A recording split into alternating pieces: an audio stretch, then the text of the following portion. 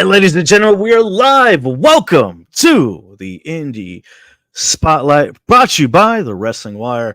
I'm your host with the most, your Theo, always looking divino, Daven Estacado, and we're here live with a very special episode tonight. I don't know if you guys saw it, but last week we mentioned that tonight we're going to have the awesome talents of Ace Alternative Championship Entertainment with us here tonight. We're going to go over an awesome show, go run down the card for their amazing show. Borderlands is going to be happening this weekend. You don't want to miss out. And speaking of which, let's introduce our guest for the evening. Ladies and gentlemen, the one and only SuperJaw Joe. How you doing, Joe? And your head honcho, El Jefe in charge, the one and only. He's KP, Kevin Pierce. Thank you for having me. Hello, welcome, guys. Welcome to the show. I'm excited for this. I've been hyped for this. We were talking a little bit about it backstage. Back-to-back shows here. You just had one a few months ago. Now you're going into this one. You're facing against IWE. What happened here? Before we get into that, introduce yourselves. Tell us a little bit about yourselves, and we'll run into that and get into the beefy stuff. I'll let the boss go first. Ah, damn it. Yeah, I'm SuperJaw Joe. I basically put everything together in terms of technically speaking. So graphics, live stream, coordination, make sure all the wires are plugged in, all the knobs are turning, all the faders are fading, etc. And who are you, Mr. Fancy Background Guy with the nice cool green light? Oh, this is all like a fucking 30-hour work right there. No, I made it past the 60-second mark. You did. All right, there you go. So I've been doing this. I've been in the wrestling business for 14 years. I have done every job that there is to do in wrestling outside of actually wrestle itself full time. And I'm using all of those tools that I've acquired over those 14 years to step into that general manager role for Ace and just help move the brand forward. I think we're doing a great job so far. Generally managing. I gotta say, you're like a renaissance man, Kevin. Because like when we first met, it was at I believe Firestar, where you were reffing, then you're ring announcing, now you're commentating, now you're like the head guy, head chief in charge here. What brought you through those process? How did you get to this point? Essentially, and not to kind of toot it belittle the whole process, but go ahead, toot that horn. Okay, toot. We basically one skill that I think that I have that kind of gives me a bit of an advantage is I'm able to anticipate people's needs before they need them. So as they're literally going, oh, that was that thing I forgot. I'm walking by with that thing in my hand going to take care of it. Because I was already 3 steps ahead. I saw that you were going to need that, and so I got there. And so being able to be that guy, not only as a referee, but as a production assistant or a director or calling times for referees or whatever it was, I anticipated the needs. And I think that's kind of what gave me the edge. And it's helped me out so far, so hopefully it'll keep working. It's helped us out so far, too. It's quite the talent to have. And it's a great thing to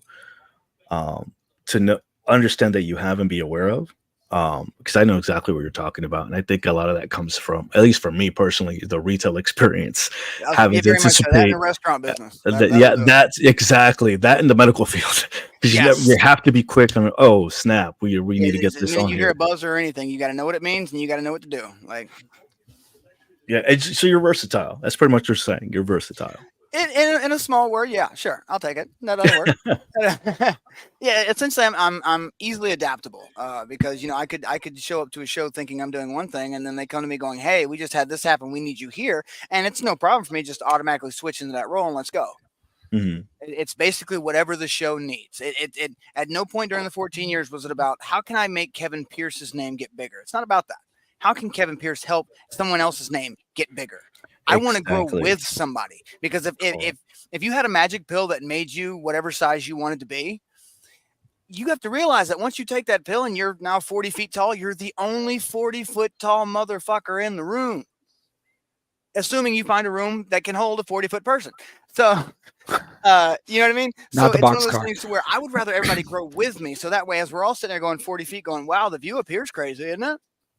Yeah, you know what it reminds me of is like when you're this is the nerd in me, when you're playing a role playing game, you're playing Pokemon or something. You don't want that one over leveled guy because everybody else won't be able to help you out. Yes. The rest of the team. God forbid that guy gets taken down. You're screwed. You're screwed, right? So, like, Hey. I totally get where you're coming from. You'd rather have a leveled out, even keel team and everybody has specific roles that they play with, so the whole team can get better. So yeah, Right. yeah, hell yeah, loving it. Joe, buddy, Yeah, pal, I'm here. amigo. What's up? I didn't do it. I might have done it. We already have some people in the crowd. What's up, Daven? Sorry, been off helping fight me recovering the Carolinas. Yeah, that's a good segue right there. Card subs have changed. There's been some crazy weather that hit us this weekend. Has that affected the show coming up this weekend? So unfortunately, due to recent developments in that area, White Mike won't be able to join us for this one. Shame. Which we wish him all the best. I hope that they get Asheville cleaned up as quickly and succinctly as humanly possible. I know he's got a beautiful family that he's got to take care of, and I nothing can get in the way of that. Yeah, totally agree. No, it was a little bit touch and go there, kind of scary because he went like silent for a bit on social media there. Yeah, I think they were having some real big issues with connection, and I mean, I know that there's still places that don't have power, places that you can't even turn on a radio and get a signal because the towers have been knocked out. Yeah. So shout out to Ron. Ron, I'm glad to hear that you and your family are safe. He's actually one of the many people that are in that area. He still doesn't have internet or power. So hopefully you guys will getting the help and having those services restored quickly, faster. I'm just glad everyone's safe. So yeah.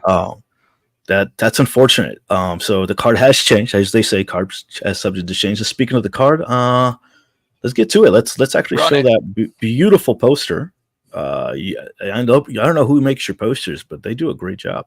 All right. Normally I make my posters, but the lovely folks at IWE, they put this one together for us, and I will just flat out say it blew mine out of the water, so we use that one instead. I know one thing I will say about the SuperJaw team, it's not an ego thing. If someone whoever has the better idea, it doesn't matter who it is. Yeah, honestly, they definitely had the better idea on this one. There you go.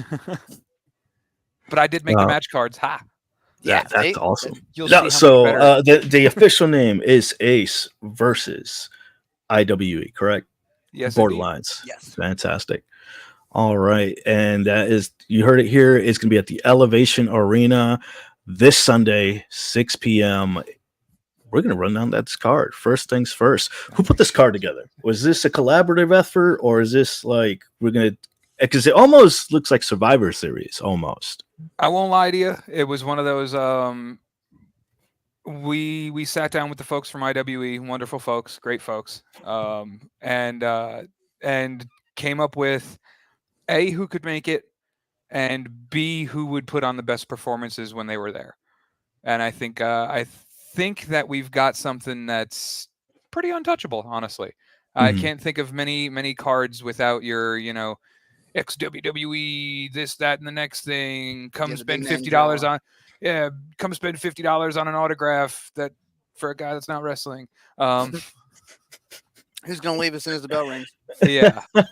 We try to avoid that. Our goal, and I know IWE's goal as well, is to bring the next era into independent wrestling, and then eventually, actually it's 8-10 now, so he's probably on screen on NXT. People like Javon, people like Griff Garrison, people like Shaquan, who hopefully will be back from injury soon.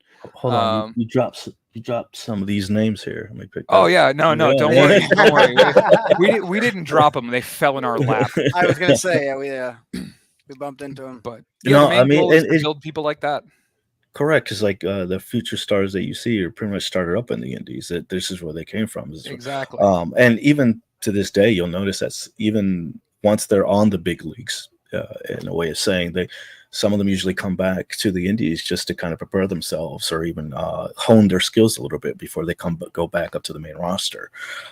So yeah, you saw the diamonds in the rough and you just prepare them for their next step. And you guys have a great eye on talent and who's up. We got really lucky on that, and we've had. If it wasn't for the people that were already in front of us, we wouldn't have a clue what to look for. Exactly. Yeah. If we didn't bump into the right thing, we wouldn't know what the right thing would be. Mm-hmm. Yeah, we really lucked out on that front. That's awesome. Well, let's get into it, guys. All right, first matchup. First matchup. Here we go. We're gonna run down the card real quick, and then we'll see what happens from there. All right. First match of the night. The Drop a Fella Records going 1-on-1. Well, not 1-on-1, but 1-on-1 with the Allen brothers. They're accompanied with Andrew Diggs. Awesome. Andrew Diggs seems to be quite the manager, able to get the positions here for his clients, and this is a great matchup here. I think the Drop a Fella Records guys have their work cut out for this one. Oh, absolutely. And I won't lie to you, if you pay attention to any of the other promotions around North Carolina, there's a lot going on there.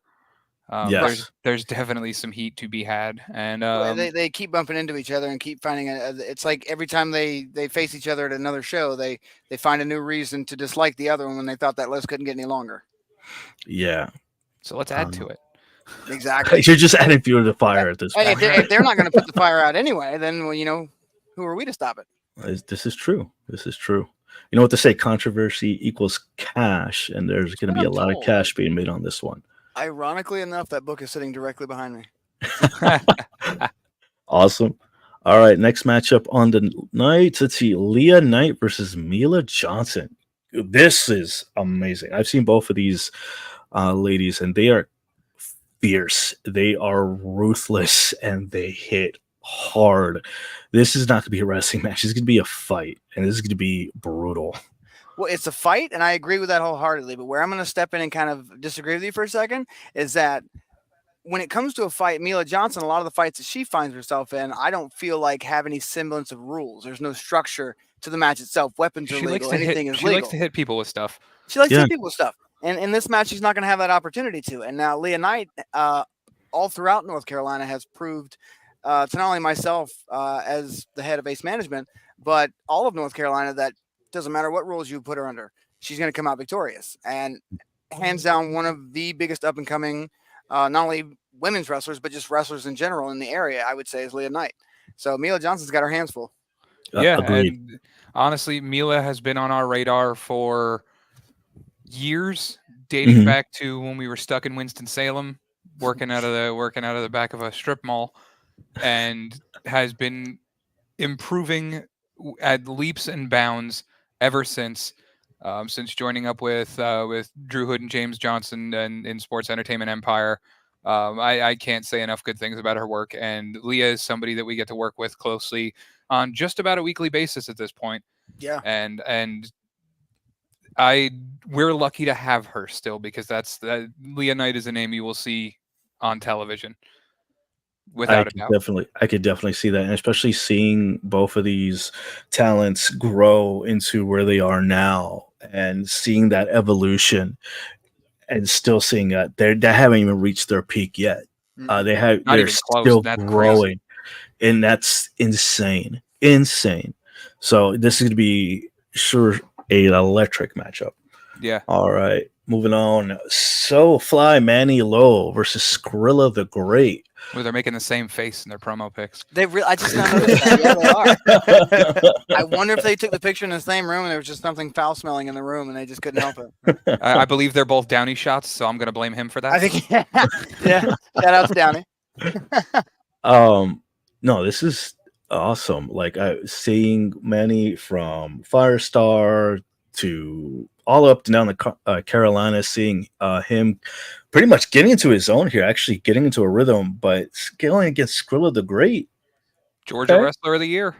Yeah, this is going to be an interesting matchup to see. Well, not only that, but as we saw in the graphic previous to the Leah Knight, Mila Johnson graphic, no doubt Andrew Diggs is going to be there representing Drop Fella with So Fly Manny Lowe. Oh, man, I forgot to put his picture in the corner. And so it'll be one of those things to where, Skrilla's not only going to have to worry about the up and coming talent that is SoFly Manny Low, but also Andrew Diggs, who will possibly be at ringside. I'm about to get a phone call in Correct. about 30 seconds from That's going to Diggs be going, "Why ain't I that's on what the we that's poster?" what Is that well, what? this is what we call variables. So Andrew Diggs has some shenanigans up his sleeve, up his sleeve. Yeah. All right, moving on. Tag team action: Brutality Inc. versus Sports Entertainment Empire. We just talked about Mila Johnson. The rest of the Johnson family can be quite the handful, but they're going up against Brutality Inc.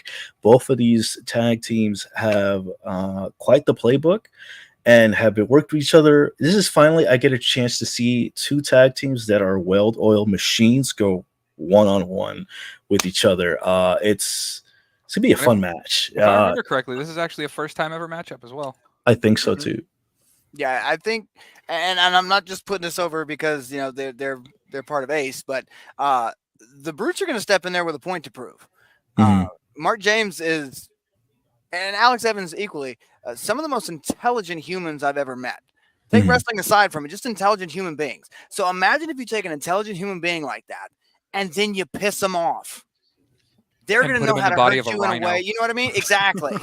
It's one of those things to where I think Sports Entertainment Empire is in for a very long night on October 6th. I agree. It's methodical violence. Is what it is. I like the way you worded that. That's very good stuff. But that's not taking it away from Sports Entertainment Empire. Absolutely not. No, they can most certainly bring the fight to Brutality, but I just hope that they put it in their bag and make sure they bring it with them because the Brutes never have it out of their bag.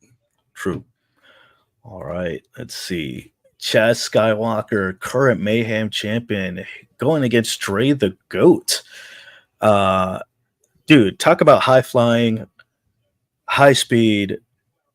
This is gonna be all over the place. Knowing these guys, the sky. It's in his name. I was going to say, yeah. And honestly, I've known Chad Skywalker since I broke into business. We both trained under Mr. Hughes at WWA 4. So I have a bit of understanding of what Chad Skywalker can do. Dre the Goat, he's a new entity as far as my eyes go. So he's got a lot to prove here, but I think that this is the platform that he could do it on. Yeah, correct. And I'll be honest with you, the work that I've seen out of both of these guys down in Augusta at IWE, it really leads them. There's all paths lead to this. There's not a situation that I can't see these two interacting, especially for the Mayhem Championship that Chad's currently holding. I mean, Dre has put the work his in. First title opportunity. Yeah, Dre's put the work in to get there every step of the way, and Chad earned that title. Yeah. And rightfully named here. It's going to be mayhem in the ring, especially with these two clashing. I highly doubt that either one of their feet are going to be planted in the ring very long. That's exactly what I was about to say. This is going to be an aerial battle. This is what I like to call rushdown combos galore. Is the anti-airs? What anti-airs? This is. I was going to say it's going to be very air traffic control, like near miss type things. Like it's just. How close can we fly to the sun without actually burning up? Correct. It's going to be an aerial rave of a matchup, and I can't wait. And then, last but not least, your main event. This is going to be interesting, especially after literally right before we got on, I was able to kind of catch up with some of the catalog here. Maurice Moss is a menace. Let me tell you. Well, I don't even know if we can call him that anymore. I was going to say, he gets not very Menace, irritated Maurice, when we call him Maurice now. Oh, really? I don't know what name he associates himself under. I mean, just seeing him, it's something about that chain. Yeah. I mean, we saw it at the Ace event that we ran. Something changes in that man's psyche. Not even just his eyes; his entire psyche changes when that chain is implemented. And Andrew Diggs told me, he's like, he has a loaded weapon. And I was completely understanding when he said that because I've known about Maurice for a long time, but I had no idea that Maurice at the time had taken it to this egregious level, all puns intended. Yeah, correct. I remember that because that was one of the main things. Like, what does he mean by Maurice isn't here? Right. Yeah, I'm still asking myself that question. And Andrew Diggs is excited. He's ready to go, especially with the competitors that are in this matchup as well. We have Darian and D'Angelo. Both are people that we have consistently just seen great work out of. I mean, Mhm. D'Angelo was working during our days in Winston-Salem, as well as Darian. I mean, the match that Darian had with Donnie Ray of the Kingsgate, that was one of those performances that puts you on our permanent roster. Mhm. And D'Angelo is not far behind at all. Not at all. I think it's a fitting main event. It is. I'm very. I know there were changes to the card, but I'm very happy with what we ended up with. I think this is a main event caliber here, especially with the amount of talent that's going to be in that ring. This is big fight feel. And very well put. I'm excited for this. Yeah, things changed, but I think it may have changed here for the right reasons. All right, let's catch up with some comments real quick. Yeah. Tell us what the folks are saying. Let's see what the fans at home, watching at home on the interwebs and beyond. We have Miss Redheaded Witch on Twitch saying, "Hell yeah, SuperJaw Joe." Hey, that's me. We He have doesn't get the recognition he deserves. I will say that. Jamie. Oh, we know it's been quite the issue. KP in the house, eh? Hey, And another shout out to Kevin Pierce. It's good to see you on the show, bro. I hope you're doing well. You are beloved. Oh, you are too. You are too. No, Absolutely. no, I'll take it, but I'm not even gonna. There's a reason he is in that chair instead of me. Oh, I get it now. All right, Although you have he been is equally elevated. capable in that chair. You are. Let's be honest. You're quite the creative person. He will never give himself the credit that he deserves, and I completely understand it because I do the same thing. I can definitely fill out a chair. He does for me what I will do for him, and I will put him over all day because he's fucking earned it.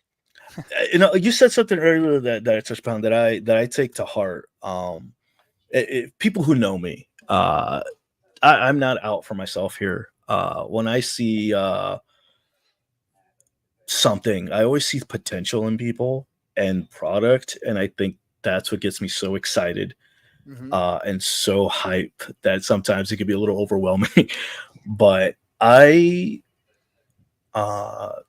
just love the fact that I can say, and this is my ideology as well, Kevin, I totally agree with you that I get myself over by putting other people over.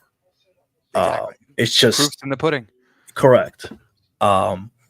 It's something about helping somebody out and seeing the potential of someone and being able to nurse that and see that growth and help push it because you know they can get there. Or even better yet, for a product of any kind, even a promotion, it's here, but you know it could be here. Hey, let me help you get there. Right? Yeah. Exactly. Because a lot of competitors and performers in this business, they have the want to, they just don't have the know how to. Correct. They got to bump into that right person, and so. Yeah, we try to make sure that they bump into Pierce. Pierce isn't steady as it is, so anybody bumping into Pierce is not safe. But then you can say they've been pierced by greatness. Yeah, there you go. There you go. Trademark it. And put that on a we'll t-shirt. aggregate it. Greatness by injection. Phrasing. Sound like a flu shot. Have you had your yearly Pierce shot? Yeah, you gotta get pierced by Pierce. It's the one. You gotta get pierced. Oh, no, that was terrible. If I ever wrote a book, it's just because of like how often I get, well, I'm not gonna say often. I occasionally find myself angry. I just wanted to call it officially pierced off. I like that. Actually, I like that. Actually, I see you hide in the background. Oh, that could actually be. Yeah, that's Puppy. I forgot about him. Yeah. You can actually you should do that as a gimmick. Like, since you're like the head honcho, not you're fired, but you just been pierced. Yeah. And then stab him. No. So you don't want to get pierced. You don't want to get pierced. There you go. Piercing doesn't hurt. Well, due to timing and scheduling, especially with everything that's been going on, weather-wise, unfortunately, we're not able to get some of the talent on, which is a shame, but no big deal. We still have plenty to talk about. We gave some insight behind the matches, but let's go a little bit behind this about some of the booking. What went behind these bookings, and your thoughts for setting these matches up, because a lot happened at the last show between championships changing, some staying the same. Why did you pick the people that you picked to represent Ace for this matchup this weekend? Well, I'll give you the I'll take a little step behind the curtain for just a moment here. And I'll put it to you this way. The one way to maintain being on our radar is what you do the other 29 days of the month. The show only takes one day. Mhm. But what are you doing to be a professional wrestler the other 29 days of the month? What makes you not, and I use this term mildly disrespectfully, what makes you more than a weekend warrior? And that What really sets you is, apart? Exactly. it doesn't matter if I like you, if I don't like you, this isn't about me. My one general rule is if you see me on camera, that means something has gone horribly wrong. So it's really, who do we know and who do we trust to represent what we're trying to put forward as a company? And whether it's something I agree with, whether it's in certain cases, things that I wouldn't necessarily do, but it's really about getting investment. It's what can we do to make the people that we're working with invest in themselves. And that's really where 90% of this booking came together, is these are all people that have invested not just in the 3 letters at the top of a flyer, but they've invested in themselves.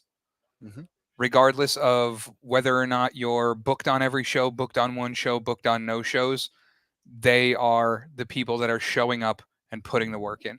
These are all people that I see training constantly. These are all people that I see working on themselves constantly.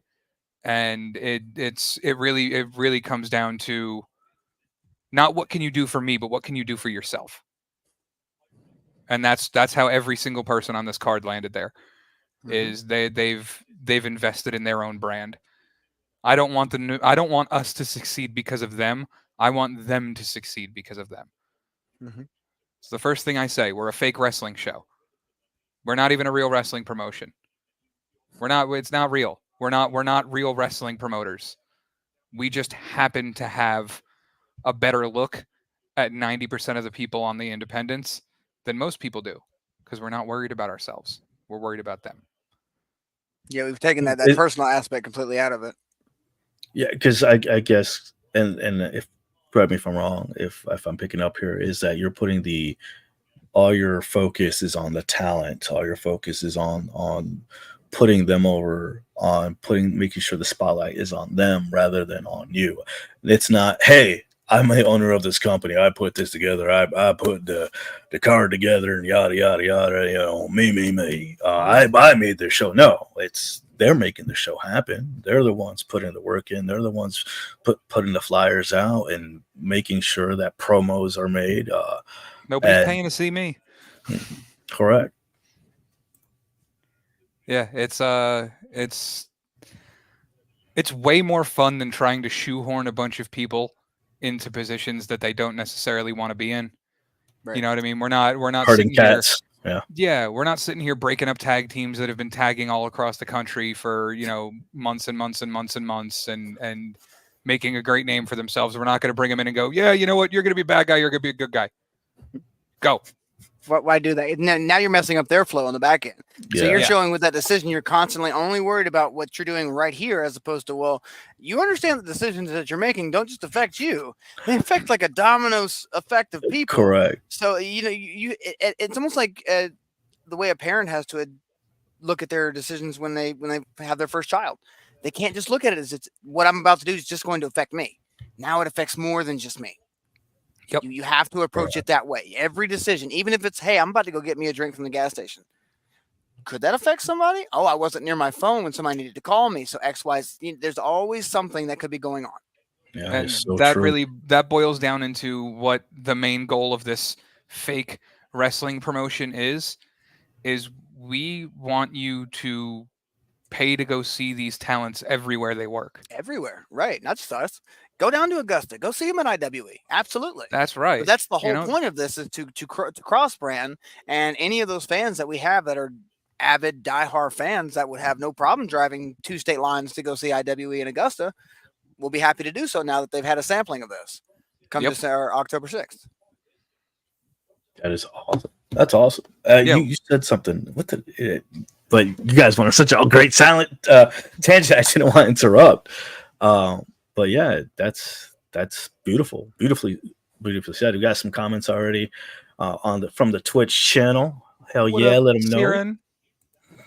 SuperJaw Pro, say hi. Oh yeah, I didn't realize you could see my chat too. That's good shit. Oh, that put me hard. That's good. Way to put yourself over. There's we just got done with 30 minutes of no, we don't do that. That was merely a test. Sorry about that. Correct. Yo, how's it going? Hey, welcome to the show. Thank you for watching. Yeah, that's Siren Skylark, host of the Super Kick Show. They watch all kinds of awesome wrestling. They were kind enough to watch. You know, we outside of just Ace, we get to work with and promote so many other companies. Mm-hmm. And Siren is one of the people that goes back and watches all the things we do, brings it to a new audience, and shows us love crazy all the time. So cannot thank you enough for the things that you do for us and for everybody else around here. No doubt. I second that. See, helping, it's one hand washes the other, right? That's it. That's what it's all about. All right. That was a long, thoughtful answer. Yeah. Wait, you asked a question? Well, I know, right? Those are our statements. We doing? I was just talking. All right. Well, come on. Let's go through. Well, we already did a breakdown of what the card, but let's actually get in depth here. First matchup here: Drop a Fellow Records with Andrew Diggs going 1-on-1. Going against. I keep saying that the Allen, but it's not 1-on-1. It's a tag match. Dang it's because there's only one name on either side. I feel I think that's what's. The Allen brothers. With these two, I think the interesting aspect of it is the Firestar background. Both of these teams continuously bump into each other there, and I mean, Firestar just had their biggest show of the year not too long ago, Wrestle Revival 11. Wrestle Revival. And these were two of the three teams that were involved in DLC that night for the Firestar tag titles. Well, now I'm going to stop you right there because we are adding in an enormous X factor into this situation by the name of the. I was going to say I was wrapping around to with Drop a Fella. It's a collection of humans that are all those utility players. So you could take Maurice out and put Dante in, or take Trey out and put Manny in. It doesn't matter what combination of them. No matter what combination of Drop a Fella records you have, you're going to have a problem regardless that night. And I feel the same way about the Allen brothers. There's like 37 no doubt. of them. There's like 15 of them. Yeah. They're I lost count. Unbelievably talented. Like they were one of those teams that from the first time they showed up, and I will give credit to the man that trained them, Rob Killjoy. No doubt. They have proven beyond a shadow of a doubt that they belong in the upper echelon of tag teams within a 500-mile radius. They've done great things. Robert is huge and really strong, and Steve is fast and will knock your teeth out before you can realize he's. I was going to say, I watched him pick up Mark James and powerbomb him at Wrestle Revival. Did Steve Allen? So that's size freaking crazy. You know what I mean? Size be damned. That man has no issue picking anybody up if he needed to, and just trying to handle. Talk business. About does he lift, bro? Yeah, he does. Yes, easily. Yeah. Yes, Mark James. That's it. Jeez, that is a big man. All right, that is him's a big boy. And now you have to also look at, and this is probably not my most intelligent move as somebody who puts these shows together. I'm the dumbass that just put all six of the people, I should say, from that match back in the same building. Right. And I don't know if you've kept up on things since then, but there is most definitely some unfinished business between all six individuals. You did quite the match here. Quite literally for this match. Hey, see what I did there? Oops. The altercation that broke out at the end of the A show. I mean, when everything. Yeah, it is. I mean, I and I'll be honest with you, we were very lucky that Mark happened to be there. Mark was not booked. Mark James came out to support the company. Because, like I said, he's somebody who invests in his own brand. And Maurice, or I shouldn't even say Maurice, but the leader of Drop a Fella Records decided to take it upon himself to, A, make us have to clean up a bunch more stuff, and B, piss off Rob Killjoy at his merch table because he was losing sales. Yeah, don't do that. Don't do that. Do not that is get a big no-no. Kevin, are you talking? Because we can't hear you, bud. I think you got disconnected. Oh no, we'll have to get him reconnected. But in the meantime, yeah, you don't mess with Killjoy's merch sales. That's No. a big no. He's got duck calls, got T-shirts, got ducks quack, Got come on duckies. now. He actually has rubber Yeah. duckies. Several, in all shapes and sizes. I'm waiting to get my Bob's Burgers inspired duck T-shirt. That's probably my favorite of all his merch. Yes, absolutely. Can't say enough good stuff about Rob. And again, he's the one who helped get the Allen brothers to where they are today. And you in could terms tell, of- the training they've gone under Rob, because there's a hint of a little Rob Killjoy in there. They've got what I like to call smooth motion. Yes, perpetual motion. Yes. Yeah, I'm really, really impressed with what the Allens have been able to do in such a short period working around North Carolina. And I mean, while I might not always agree with their methodology and how they go about doing things, I really can't say anything bad about Drop-A-Fella Records. As somebody in my younger days who knows what it means to say, sometimes you got to cheat to win, but it doesn't mean you didn't win. True. And, it's also, you call it cheating. I call it tactic deleting. Yeah, okay. Yeah, it's rule bendery, if you will. Yes. You got to give it up for a manager who's willing to do anything for their clients. I'm not going to lie to you. I wouldn't doubt that Pierce kind of got... I mean, he got screwed over at the last show completely. With the whole situation, which now leaves Maurice being the number one contender for Caitlin Marie's Openweight Championship. Interim Openweight Championship, I should say. And I love me some Andrew Diggs as the guy who doesn't have to deal with him all the time. Sorry, Pierce. I can only say that he's doing exactly what needs to be done to elevate the people that fall under his umbrella. And he actually, a little bit more inside baseball, he's worked for the SuperJaw brand for almost 3 years now. And, I remember when I first met him. Yeah, and took it upon himself because he knew he could do better to go out and do better.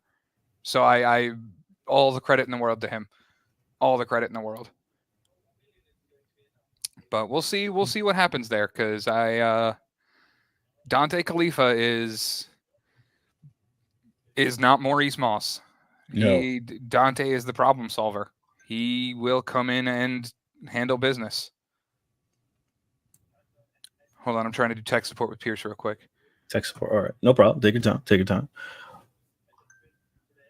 See, that being said, especially with the fallout that happened the last time these guys were in the same room together, this is going to be pandemonium. Absolutely. But that generally makes for a good time if you're sitting in the seats. So true. So this is kind of the wild card match. I mean, this is the first match that we're talking about. I feel like this could go either way, but I'm going to give the advantage here just because of the numbers game and because who's in that ring to Drop-A-Fella Records. Well, I'm going to respectfully not necessarily disagree, but remind you that there are two other Allen brothers. Yeah, true. This is true. We could probably have the whole Allen family out there. Yeah, I mean, you're right. That's a good point.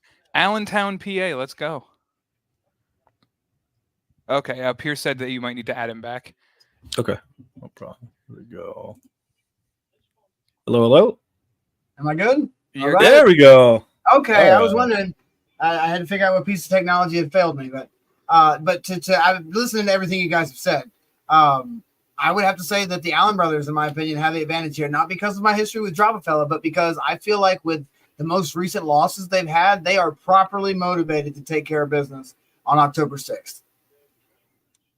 Yeah, and again, this is Ace versus IWE, And I mean, I ain't trying to put my guys down, but I got a hell of a fight, IWE brought some competition, man. Yeah. And that's why we teamed up with them, because we knew that they would. Exactly. We don't work with no slouches. Hey. All right. That's just the first one. All right, moving on. Second matchup. Leah Knight versus Mila Johnson. We talked a little bit about the evolution of both these competitors and how they've grown into who they are as of right now. Because that evolution is still not done. We're only at the mid-tier here, and they're still elevating every matchup. There's always something new that they're learning. There's always something new that you see or you know that they picked up from the last matchup. What are your predictions on this one? Leah Knight all day. No This disrespect to Mila Johnson, but it just Leah's got that. She's got that momentum going right now. Especially, I mean, and Mila's got to understand she's coming to Leah Knight's backyard. It's not the other way around. So Leah already has the advantage, in my opinion. and I'm gonna say this match comes down to it's really brain versus brawn. Yeah. Leah is an unbelievably powerful competitor, and Mila is one of the single most intelligent wrestlers that I know. So can Mila find a way to outsmart Leah before Leah gets a hold of her? It's the current Jewels of Wrestling champion versus one of the single best hardcore thought-provoking wrestlers that I know. So I can't make a call on this one. I don't know. And that's the way it should be. I don't have a clue. Yeah, honestly, yeah, it should be booked to where it's really, like Joe said, it's a hard decision to make. And I think you had to pick a winner in a match like this, regardless of who ends up with the pinfall or submission, there will be no losers. Both athletes are going to come out of this match better than they walked in. Agreed. All right, the fans winning. The fans are winning on this one. Yeah, the fans win this one. Yeah, these are great points, and it makes it difficult for me to decide too. Because I know both of these ladies. I've seen their work. I've seen how brutal they can be, and you're right. This is kind of the tactician versus the brawler here, and it's hard. It's just depends who hits first. Yeah, really. I know Mila can tie up and rip a limb off in no time. Right. Can she do it in a match where rules will actually be a thing? That's another thing. Yeah. And she has a temper. Can she keep that temper in check so she can make those smart decisions? Because you don't want to lose to a disqualification. No. That might be a possibility. Now, with that being said, Maurice finds himself in the situation he's in because of disqualification, if I'm not mistaken. Yep. Mm-hmm. Yep. This would have been a match for the Ace Openweight Championship if he had won that match cleanly. If he had not resorted to the tactics that he used against Kidney on, I would have had no choice. Well, this is just me being devil's advocate. It could also be a good game plan if you think about it, because not saying there was a title match, but for title matches, can only change hands by pinfall and submission. So DQs are a way to kind of still, win but not win because you're not winning, but you're still walking away with the title, I guess. I think he made an intelligent. I think, all in all, that was an intelligent decision on his part. But we'll get back to that. We'll get to that one. Sorry, I was sorry. Say it. But yes, I agree. This will go hard. This is going to be fantastic. Agreed. Yeah, this is one of those matches. And I mean, you think about it this way: if Mila's able to pick up a victory over Leah, what's to stop her from walking up to Kozone and saying, "I just beat your champ. Now I want to do it for the title." Because Leah is the current reigning and defending Jewels of Wrestling champion as well. This is true. So this could have implications all over the wrestling world, depending on how this match goes. Yeah, that's an excellent point. Excellent point. Ooh, you just upped the stakes there, sir. Woo! I'm telling you, imagine what the production meetings are like when you got a brain like that across from you. Uh-oh. Se puso caliente. Ay, Dios mío. I fucking love it. All right. Damn. Okay. So now it comes down to me. Will Leah? Oh shit. Man. If you don't know, that means we did a good job. There you go. Yeah. I can't, but I don't want to be. No, I want to say Mila. Somehow Mila does something. That's one thing. She's a wild card. And I think her years in the business are going to serve her well in this match. Yeah. It's the longevity. It's the experience. She's gonna pull something out. Right. All right. I'm telling you, you said that.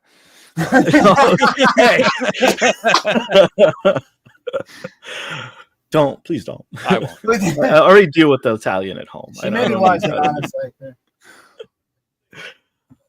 I just felt the heat.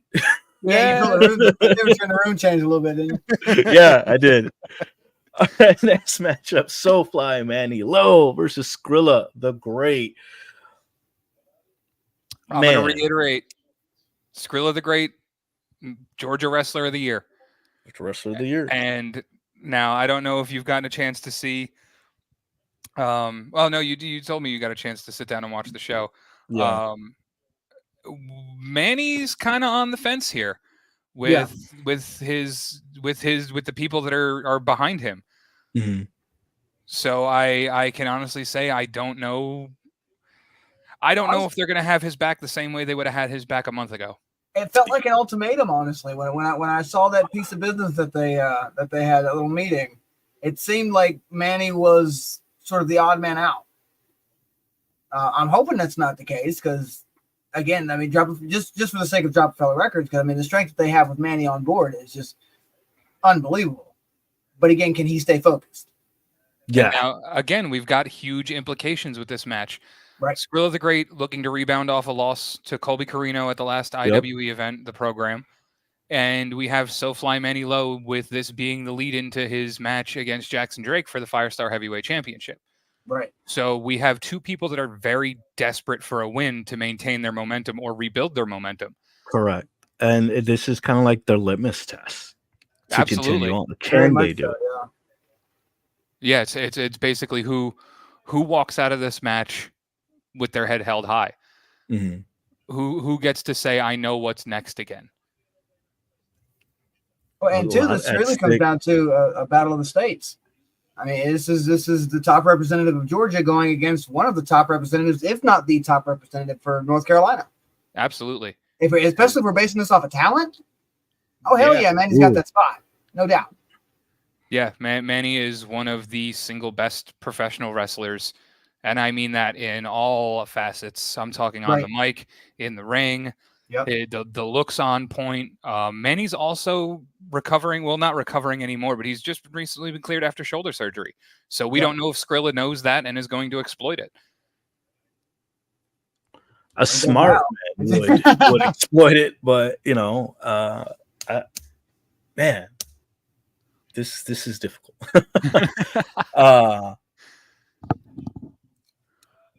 This could go either way, and that's what makes it so hard. And Manny Low fantastic every time. Yeah, that's true. He is.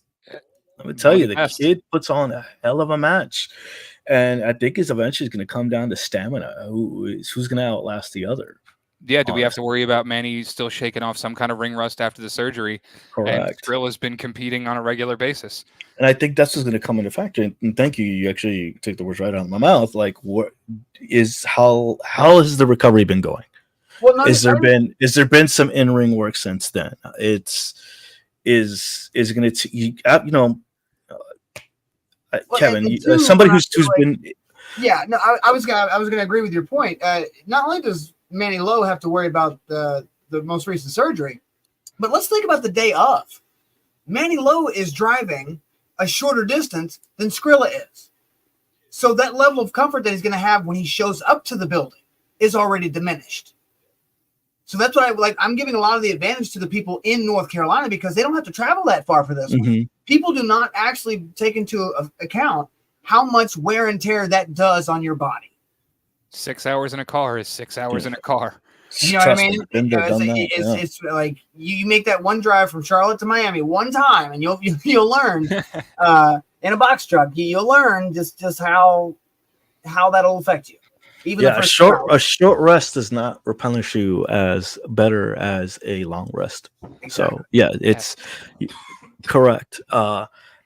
So there's factors here on either way for both of these competitors, but I don't know. I'm gonna have to give the advantage here, home field advantage here to SoFly. I think SoFly takes this.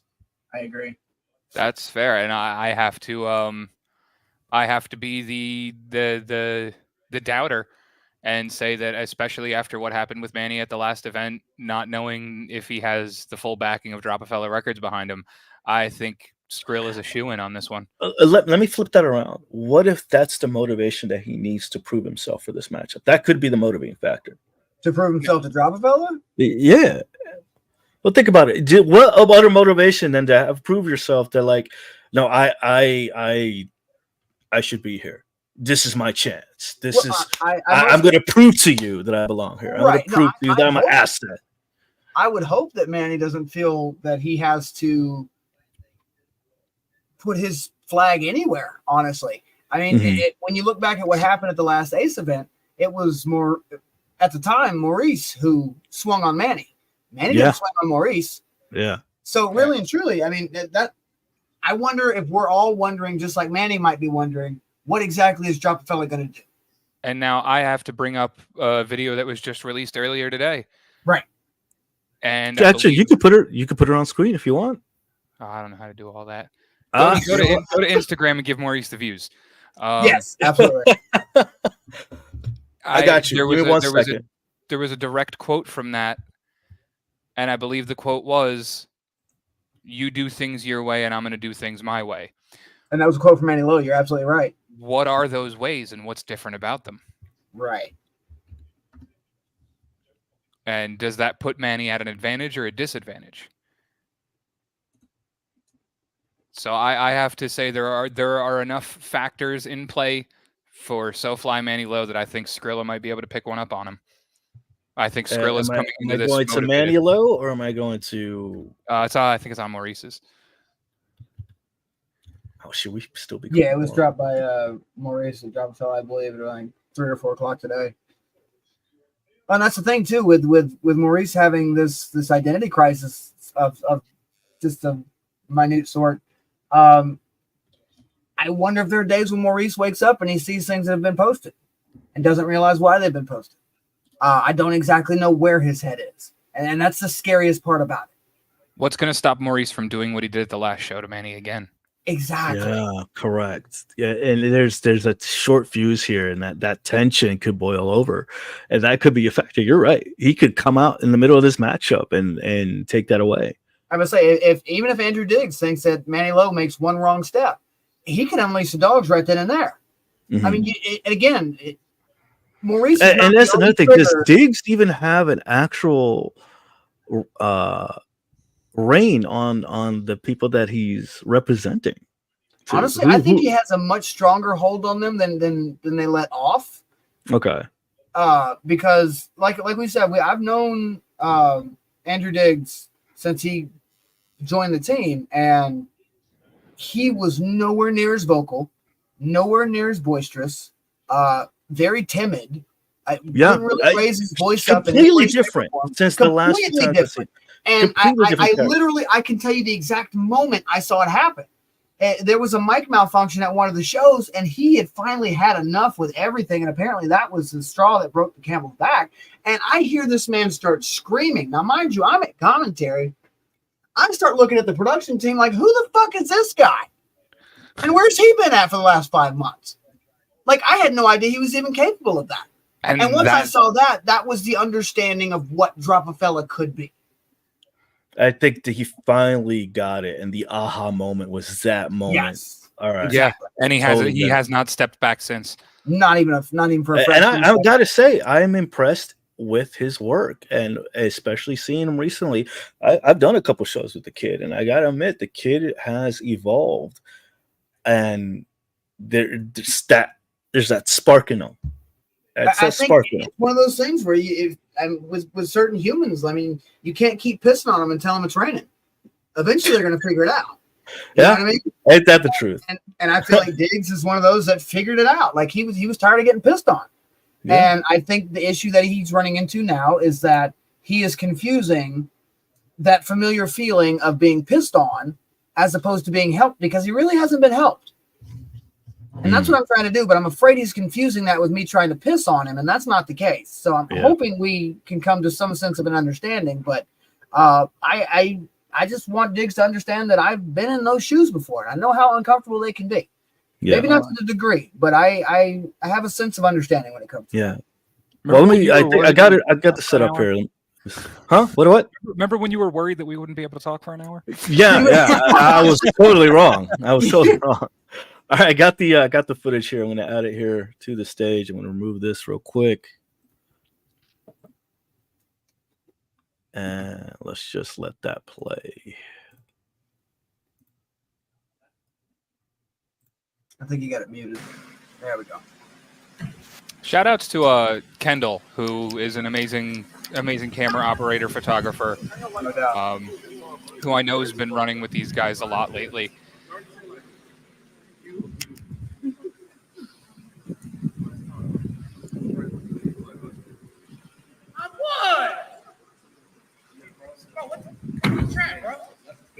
Yeah, I understand you got business. Next time. You should put some forward in there. No. We ain't worried about it, bro. We understand you got business, man. The problem's up. We got you, bro. Hey, you can get off that phone now, bro. You hear this? We already started. He's talking to Dante. I don't care who we talking to. Hey. I'm talking to you. All right. Hey. I understand. Look, I understand. I get it. Y'all don't know what the hell is going on. What's going on? It's on me, all right? I asked Andrew not to share the plan with you. What? I asked him not to share because I wasn't sure what y'all was going like. Y'all don't know me. Y'all know Maurice. But Maurice wasn't really getting shit done, you feel me? And so the plan we had was you in your emo phase now? I think it's listen. I understand. I like it. It's kind of crazy. I won't, you know what I'm saying? I understand you a little bit salty. Yeah, we're not gonna act like that didn't happen. But it's okay. Understandable, bro. I get it. I promise you, I get it, bro. But it wasn't even like that. I was riled up. Oh, you seen what I went through? Bro, he was riled up. He was whooping Neon's ass. He was whooping his ass. I was riled up. And then, like I said, I already felt like y'all was a little bit hesitant on the plan. And then when I was handling business and all y'all was coming in trying to pull me off, like, is that not what we trying to do? Make a statement? Are we not trying? Have they not been disrespecting us? So I really felt like, as my people, y'all would have been backing me. I mean, I feel like when y'all was coming in the ring, y'all was there to back me up, and y'all started pulling me off. You included. You're doing too much. I didn't want you to get the reverse decision. They didn't want to reverse the decision. You lose the match, lose the opportunity. You got to be focused. This is business. You talking about Did I lose the opportunity? You did a little much. I understand I'm a little off kilter, but I'm not dumb. Yeah, you are off kilter. Off in the head. So you got screw loose, bro. I do, bro. And I really understand that.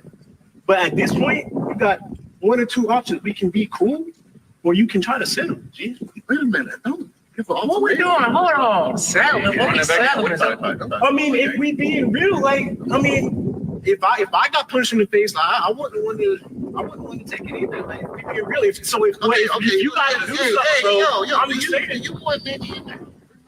I want all y'all in the group. The question is, do y'all want me? Because I'm not Maurice. I get shit done. Well, we need you to respect all of us and keep us up to date on what's going on. You need to get here cold packing us in the mouth like that. Hey, you got your one slip up. It was a slip. That's how it was. We good. Shake his hand. Shake his hand. Hey, you can wrestle your way. I do it my way.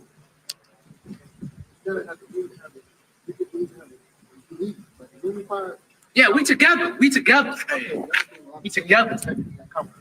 All right, but we good though, right? Everybody, I know we good. Take it. Okay. They don't want to hear. Can we get out this light drizzle? Okay, It's cold. moving forward, now that we got that out the way, moving forward, we can't be out here doing like we did last time.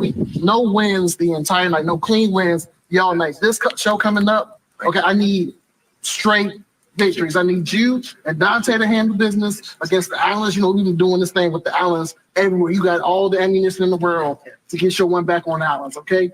You already know what you got to do and whoever they're going to put up once they get their stuff together. All right? And how much time you got left before we get you back in this rotation? Because I'm tired of it, okay? Tired of it. We need clean sweeps. Are we paying attention? Clean sweeps, okay? Listen, You got to take this out. Clean Sweeps is out. How we into this beast, bro? All right. Drop a fellow records Let's on go. 3? Come on. Yeah, Little League Everybody football, put- Pee Wee everybody put style. your hands in your hands. Come on now, ladies. Don't get all in. All right. Drop a fellow on Drop 3. fellas. I know. Wild crowd. 1, 2, 3. Drop fellas. Doesn't even sound like Maurice. No, That was that's a different man. crazy. That was crazy.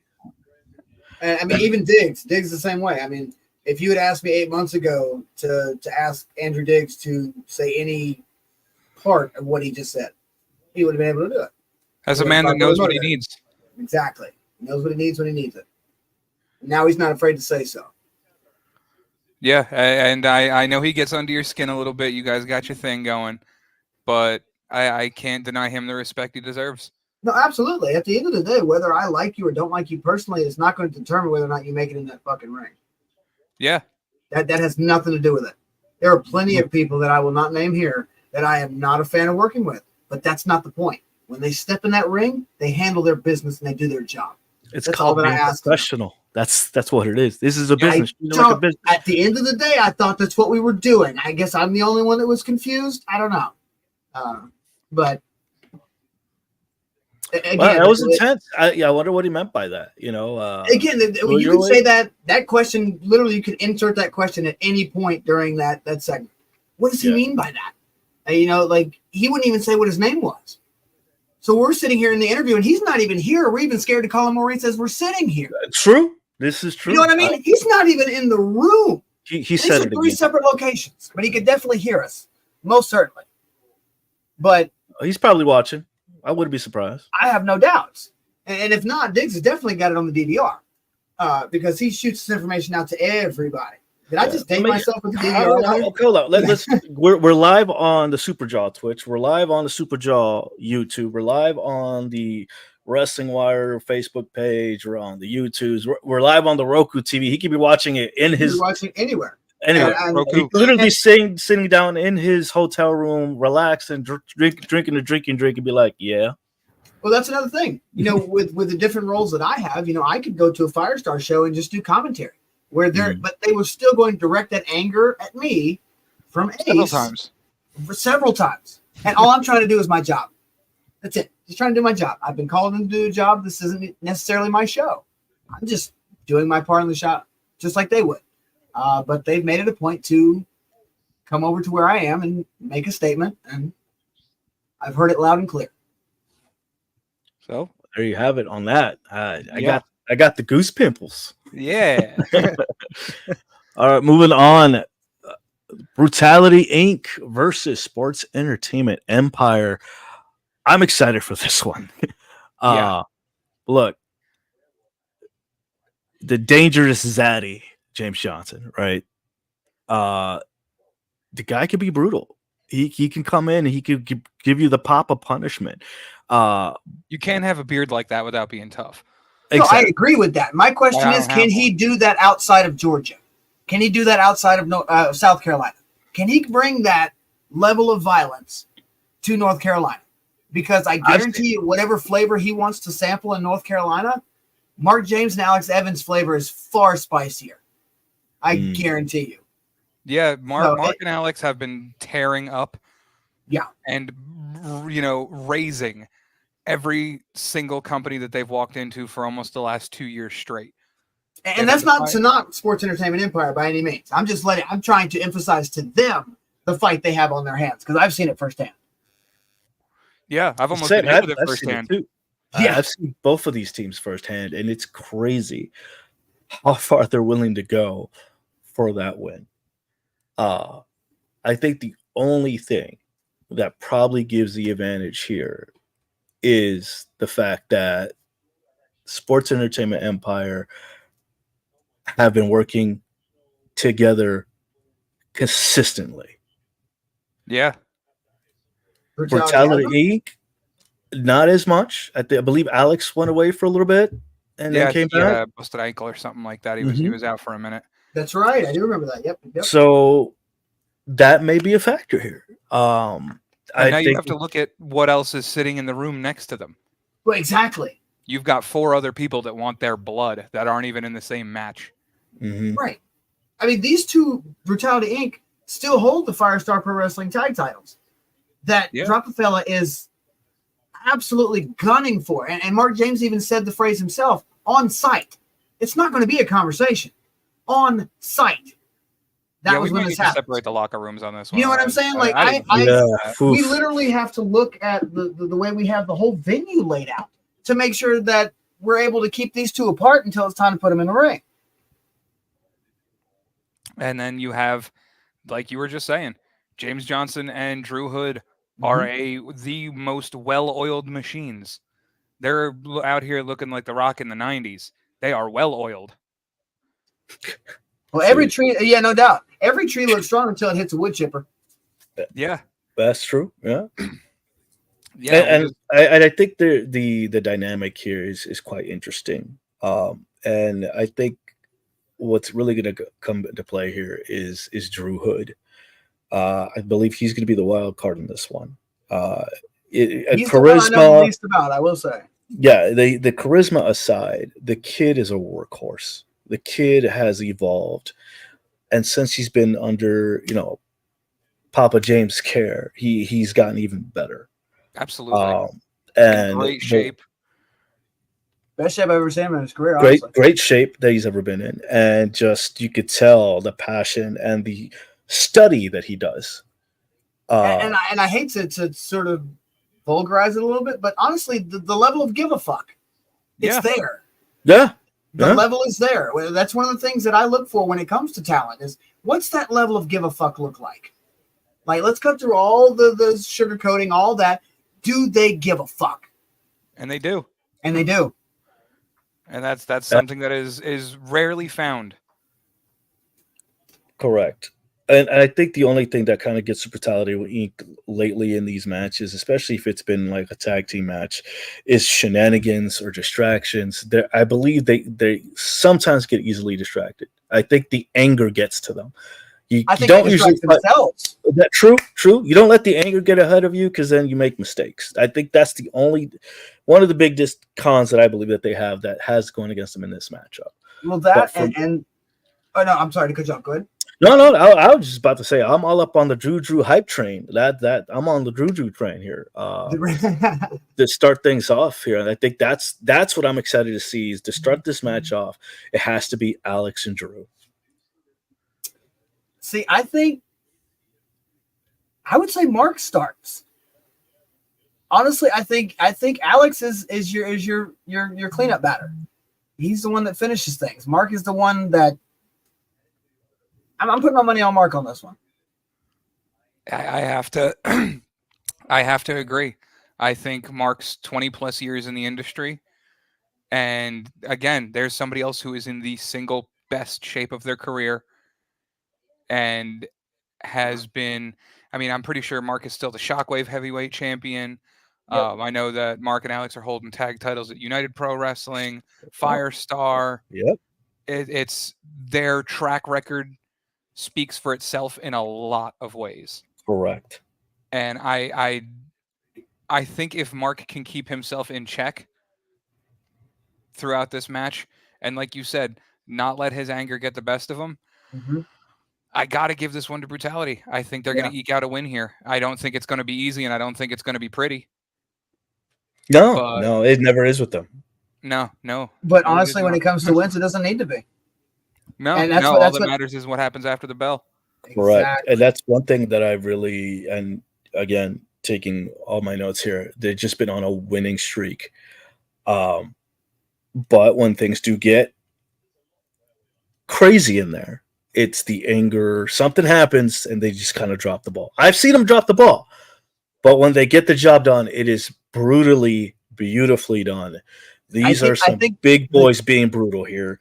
No doubt. And they know how to handle that business. I think I agree with you, but I think the real question is when that miscommunication happens, which one of the two of them had it first? Mm. Because that's going to be the most telling sign. Absolutely. It's who's in the right, who's in the wrong when that happens. Right. Because Mark is a born leader. He has shown it Hands down. exponentially. Yeah, no doubt. In the locker room with Alex, since Alec has been under his tutelage, has been a completely different Alex. Just He's more brutal, Alex. Yeah. Legit. In fact, he's gotten opportunities. He's gotten to be able to travel. He's gotten to. It's a whole different person. Same thing. I think that's kind of like what we're seeing here is a mirror of the other team, so to speak. Since Drew has been under James, it's been that evolution of taking this seriously, putting in the work grind, and same thing with the relationship with Mark and Alex. And it's going to be amazing to see how this is going to play out. But who got their student to evolve further? Correct. And what a great line. Yeah, that's exactly it. So this is difficult. I love both of these teams. I love all four of these guys. Same. It's not difficult if you're Brutality Inc. That's it. if Sports Entertainment Empire wasn't coming in under the IWE banner, they probably would have come in under the Ace banner. That's fair. They just walked out and got them first. Yeah. I'm gonna go with SEE taking it this one. Fair. All right. There's really no wrong answers. There's a level, as Tyler always says, there's levels to this shit. And these two teams are on a different one. Shout out to SuperJaw Tyler. Fucking love that guy. That's right. He's like an onion. He has layers. Yes. Hey, legit. Yeah. Words are like onions. Words are like bullets. Damn it, Joe. Well, the semi-main. Semi-main. Two title matches of the night. Yeah. Chad Skywalker, current Mayhem champion versus Dre the GOAT. I've had the pleasure of seeing these guys work, and let me tell you, I play a lot of fighting games. I play a lot of, Marvel vs. Capcom 2 has just dropped. This is going to be all up in the air, baby. Yeah. This is where's the Marvel baby matchup. This legit is the Airwolf match. Like this we're looking at Horong versus freaking martial law here. Yeah. Ooh, I was gonna say Lee and Law, but yeah, I could see that. Yeah. Honestly, go ahead. I was just gonna say, like, knowing what I know about Chad, I think he has more of a reason here. This is Dre's first opportunity at a championship, quite possibly. But just to steal an old phrase, to have been to Eden and tasted its fruit may be worse than never having been there at all. Truth. So I'm gonna have to give this one to Chad. I mean, he's got, now again, they're both coming to the opposing team side. Yeah, the Carolinas for this one. So this is really about Georgia proving to North Carolina that they're up to North Carolina's level. And I think this is definitely the one that'll do it. No doubt. I think that Georgia, along with Skrilla the Great, could not have sent better representatives to show. They sent their best. They sent their absolute best. And I think that this match will very easily prove it. Oh yeah. I've seen. I know Chad won the title from, I believe it was Charlie Anarchy in an all over Atlanta match. So it was Falls Count Anywhere in Augusta match. Yeah. That was what you said, because what do I know? I hate saying this, but I am from born and raised in Augusta, Georgia. So I have a bit of explains so much. And it's both the brands kind of blend for me. So this one is home. Yeah, I think we're going to see one of the best wrestlers in Augusta come out on top, regardless of who gets the 3 count on this. There you go. Now, I know Chad has a lot more experience, but he's also taken a lot more damage. Yes. Being a Skywalker for the better part of a decade is definitely going to take its toll on you. And Dre the GOAT is he's fresh. He's young. He's up and coming. He can But see, dance real good too. To Skywalker's advantage, not only has he been hit that many times, but he knows how to bounce back from it. Does Dre? Has Dre been hit that hard yet? That's he's the about question. to learn. He's about to see. be. I mean, I hope he's ready.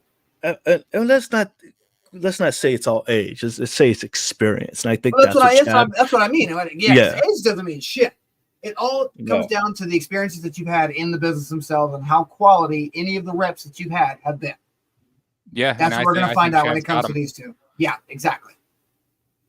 You know me, I'm a huge Chad Skywalker guy. Yep. Mm-hmm. But I think the innovative style that Dre the GOAT brings to this match might cause Chad some problems. Oh, it's going to test him, that's for sure. You don't know where Dre's coming from. He will. I'm not even certain Dre knows where Dre's coming from. Sometimes, I think he's such a wild card, fly by the seat of his pants, quite literally, because he's. If you can get him to sit down, yeah, correct. It's just it's crazy how he can think of a game plan as it happens. Right. Just react. He sort of has that veteran mindset without having the veteran mentality. Correct. But he's going up against a true veteran here in the business who's taken those kind of hits. And he's going to have champion's advantage here. And he knows that this young buck is coming up for an OG. But he knows how the games have been played. So I feel like Chad has the advantage here. I think this likely could be the passing of a torch, the changing of a guard. I think so? I really do. I think the opportunity's there. Now, will Dre seize it? That's the question. Yeah. Because the opportunity from both Ace and IWE has been laid out before both of these gentlemen. And so the question is, who's going to take that opportunity? Yeah, this is another toss-up for me. Mm-hmm. I really, the skill sets match up so well. Mm-hmm. And the mentality that both men have walking into this match, I don't think I couldn't justifiably pick a clear winner. No, this was hard. This is going to be a high octane, high flying, spectacular. This is going to be all over the place. This is eventually going to hit outside the ring, guaranteed. I'm honestly just looking at the graphic and knowing what these two are capable of, and knowing that I'm going to be on commentary for this. Like I'm starting to lose my breath thinking about what I'm going to have to call because you're going to have to call everything as it's happening. But they literally move so fast that you almost can't even finish one sentence before you have to start another one. Bring the chloroseptic. You know what I mean? Yeah, pretty much. Yeah, this is a toss-up for me. I couldn't pick this. If you could put a gun to my head and I'd say pull a trigger because I can't choose. Honestly, it's I don't want to say it's an even match, but you don't think it's even? Absolutely not. No, and when you're talking about experience, yeah, he has all the potential in the world, but piss in one hand and put potential in the other, and tell me which one fills up first. At the end of the day, it's the experience that he has currently that Chad is walking into the building with, not the experience that Dre's going to go home with. True. Okay, I'll give you that. This is what Chad is already walking into the building with. This may be a whole new experience for Dre. So the first 45 minutes of trying to understand what these feelings mean could be the determining factor that allows Chad Skywalker to walk out Mayhem champion.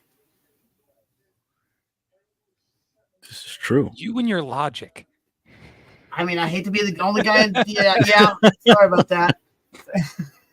This is such a, and again, using fighting game terminology here, wave dash and flying combos, air combos in the air kind of situation. Absolutely. And it all comes down to who has the better tool set, or who has the tool set and is willing to use it first. Well, and the scary part for Dre is that he's going to find out that he has tools available to him that he did not have a clue before were even there. But because he was in the ring with a Chad Skywalker. I don't know if you guys play Marvel vs. Capcom, but I see this as a Storm versus Magneto matchup. I can feel that. I can feel that. Oh. All right. Let's roll. Let's do this. Yeah. I'm gonna go with Chad Skywalker retains. Experience is gonna take this one. I'm gonna have to agree. All right. Well, you know what? Screw you guys. I'm gonna go with Dre the GOAT. You know why? Because he's the GOAT. There you go. Okay, fair enough. I'll was- make a choice, and that's Mm. because I'll put my faith in the new guy. You know what? I'm here for it. I respect it. I hope it wasn't a bad choice. Hey, I see what you did there. Yeah. Brother, That you was just giving me terrible. all these lines for commentary, bro. I'm telling you, you You're go back and welcome. watch the playback. It's almost like you're a commentator. It's almost like I do this. And Oh, shit. the main event, we just saw the video.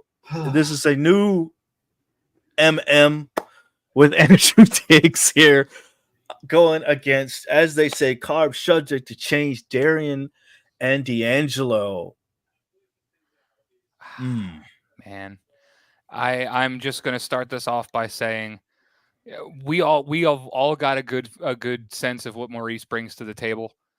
If you saw the last event, you know what he's bringing to the table. I think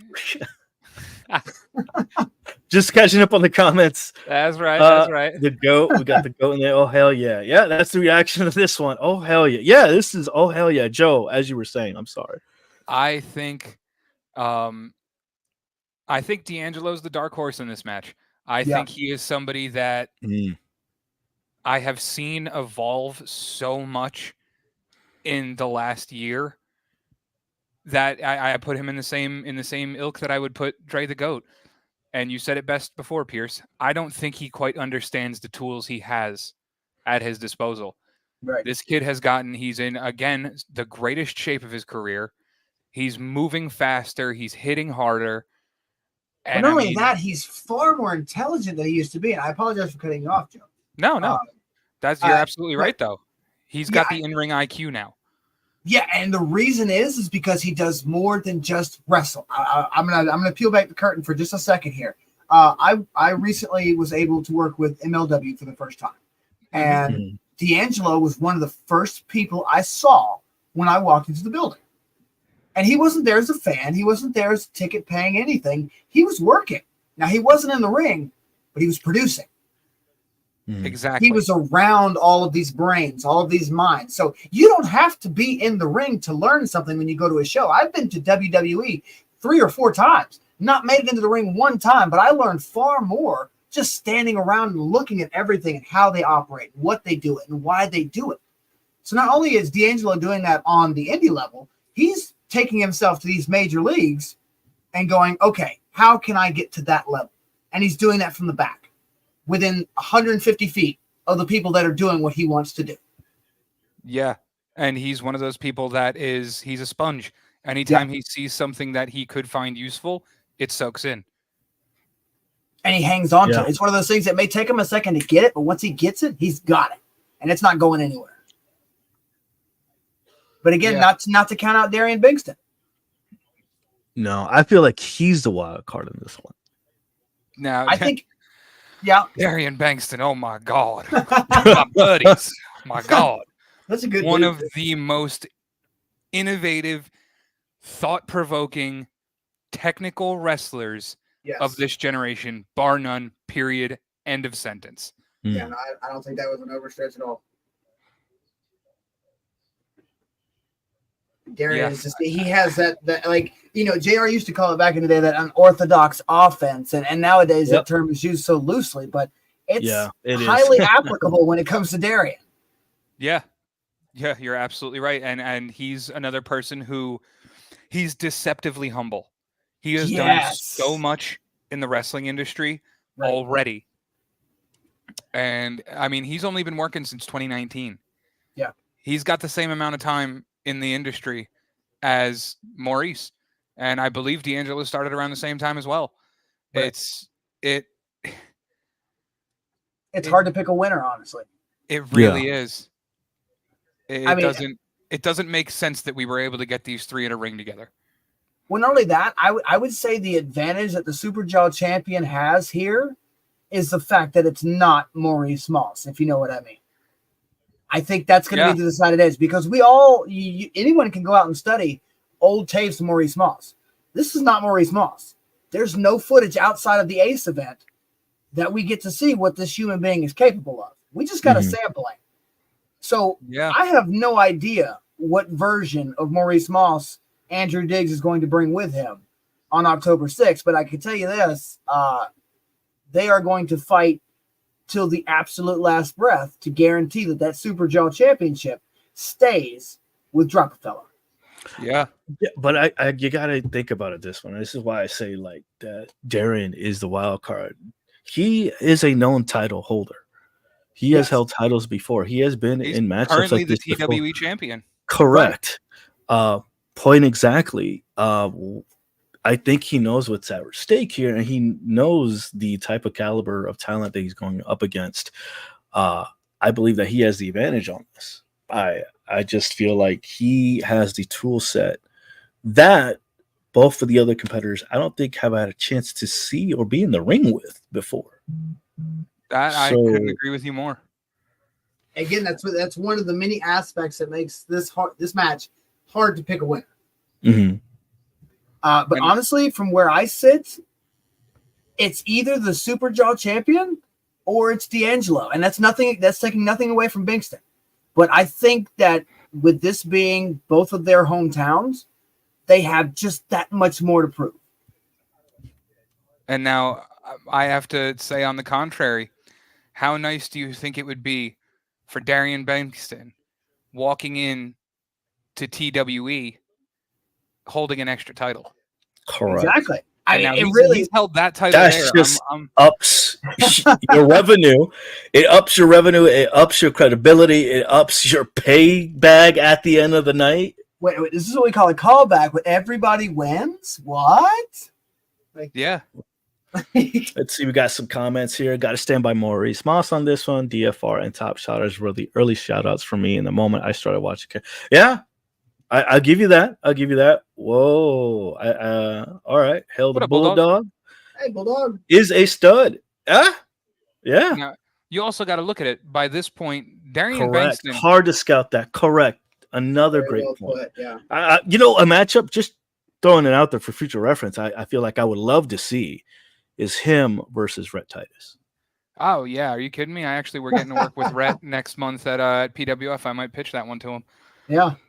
Now we also look at, is Darian Bankston on the level of unorthodox that the egregious one is? Is he unorthodox enough? Yeah. Is he the person that can figure out how to put the pieces of that puzzle together? Damn, what a great question. Because I think if anybody could. Well, I would say the only person close enough to putting that puzzle together at this point is Andrew Diggs, and he's not talking. Yeah, nor is he wrestling. No, exactly. I mean, he's not going to get in the ring. He's probably going to get involved in some way, somehow. Oh, but at the same time, and I'm glad that you mentioned that, because I don't know if you noticed, and we showed that clip earlier, is just, I don't think, and again, I said it earlier, you said that he has control. I don't think he has reins on Maurice at the moment. Again, I think it's not Maurice. I think when it was Maurice, yes, he did have some semblance of reins on it, but now he has no idea the weapon he's about to pull the trigger on. True. So here is a wrench that I'm going to throw into the gears of Andrew Diggs' plan here. This is an elimination match. Oh, shit. That's right. So I've been staring at the words the whole time. If Diggs were to get involved and land Maurice in some hot water, that could cost him the title. Wow. There is no champion's advantage here. You can be disqualified because there will still be a clear winner at the end of the night. That is one of the things about SuperJaw. Anytime we have a multi-person match, it is elimination. You don't have one pinfall when there's that many humans in the ring, because in my opinion, you haven't really decided a clear winner. No, you have to be able to beat everyone in front of you, not get around everyone in front of you. Correct. Exactly. This isn't a Rumble where you hope somebody else eliminates all 28 and you come in and eliminate 29. Now you're the winner. You bring up an interesting point, Bulldog. This is true. Maurice does need to prove that he is the ace of ace. Yeah. Yeah. We crowned a new interim champion at our last event. Caitlin Marie, yeah. And Caitlin Marie, who, if you go back and watch what she did on Sunday against Prince of Old School, Colby Carino. Yep. That's a different breed of wrestler right there. I could not be more proud of Caitlin. Holy shit. And there is not a better person right now that I think could be representing our company than either Maurice or Caitlin. I think that those two exemplify what it means to be a professional wrestler. They In are the every total sense of the package. word. Exactly. So we're the immovable object meets the unbreakable wall meets the whatever the third part of that euphemism is. I don't remember. Ceiling? Sure. Yeah. No, we're breaking Yeah. glass. We're gonna break glass ceilings with a boulder on this. Yeah, that's what it feels like. Love that. Wow. I don't know, but I feel like Darren Bank is going to take this. Sorry, burp. Darren's going to take this. I'm so excited. I got the burpees. No, man. I think he might walk away with a second title, but I don't know. It's just the variables here. It's going to come down to previously known as Maurice Moss. Yeah, FKA. I was gonna say, yeah, I feel very similar to Joe in one of the matches we were talking about earlier, where if you had a gun to my head, I would just have no choice but to tell you to pull the trigger because I couldn't pick one. I really couldn't. And now, well, while Darian Bankston is sitting here trying to figure out the puzzle that is the new egregious one, is D'Angelo able to capitalize on that and walk out of here as a champion? Is that a big enough distraction? Because again, D'Angelo could take himself completely out of the picture for the first fall of this match. And this whole first fall could just be Maurice and Darian. True. To where D'Angelo doesn't even get involved. Exactly. He's not even winded. So whatever issues that Darian needs to figure out when it comes to the SuperJaw champion, those will already be done and gone and dealt with. How does D'Angelo play this with it being an elimination style? I think Joe brought up a great point when he mentioned that. I think this is why we put on. Yeah. This is why we put together matches like this. Yeah. If you can tell me who's going to win this match, then we're not doing our jobs right. You're doing it wrong. You're doing it wrong. Exactly. And to be honest, with a lot of things in wrestling, and this has kind of become my catchphrase, it's easier than you're making it. Yeah. So much easier. And I think that this is why I said, like, this is like a big fight feel matchup. Anybody can walk away champ with this and you'll be happy with it. It's just the fact that you were able to see it. It's just hard to predict because every single one of these have a tool set that they can bring to the table to give them the advantage. And it's still hard to decide. No, I agree. And not only that, we need to think about this as well. That's great. Yeah. SuperJaw, even if D'Angelo doesn't win the belt, a pinfall or submission of either person elevates him to another. That is cool. There you go. Yes. So D'Angelo, could not come out shining any better than he is right now. Hi, Tyler. Tyler, how you doing, Tyler? Good to see you, but bud. yeah, no, I think really and truly it's going to come down to the SuperJaw champion and can he stay focused? Because again, this is the last match of the night. So he has to sit back there and watch all of his brethren go out to the ring and defend the drop felon name, defend their all of that. Can he maintain focus? Can Maurice maintain focus, rather, as opposed to letting that voice that's attached to that chain, in my opinion, take control? And we could have a fight break out in the back to where, honestly, Maurice doesn't make it to the ring. Exactly. I don't think Maurice is going to be in the ring. It's going to be the person formerly known as Maurice. Assuming we get to that point. Look at I love that I'm the underdog. You know what? Man, you're the overdog. You're the overdog. I was about to say, we literally put you over for like 20 minutes. No, and I think you're the X factor in this match, D'Angelo. I really think you're just the fact that you're watching this right now says a lot, sir. Yeah, you're here to study. You're here to learn. And I think that puts you at a great advantage. I know that you know Darian and formerly known as Maurice. Right. Better than anyone else. Better than Andrew Diggs, possibly. I know you and Maurice have been running the same towns, the same shows for years at this point. Yeah. And I think your advantage then becomes the fact that you already know. You've got their move sets. Exactly. You know you have the opportunity to anticipate what they're going to do before they do it. Anticipating needs, imagine that. It's he's anticipating his own needs at this point, and that's what's dangerous. Yeah. Yeah, I think D'Angelo betting on himself in this match makes it all the more likely that he walks out the champion. If you're still watching, I just sent you a message, Mr. D'Angelo. If you would like to personally say what your thoughts on this, please feel free to join us. I just sent you the link to join us. That'd be amazing. Yeah. And honestly, I would extend that same out to Darian and SuperJaw champion Maurice Moss. If any of them are watching, I'll put it in the comments. There you go. This is dangerous Andrew move. Diggs. Now it just means anybody can join in. So we'll see what this. I just opened up. I'm curious as to Andrew Diggs' opinion on this when it comes to his SuperJaw champion at this point, because I think we kind of share the same opinion when it comes to him maintaining that focus. I'm not necessarily sure, because again, this is a new feeling that Maurice is trying to hone and harness and understand. And even he doesn't even fully understand what he's capable of.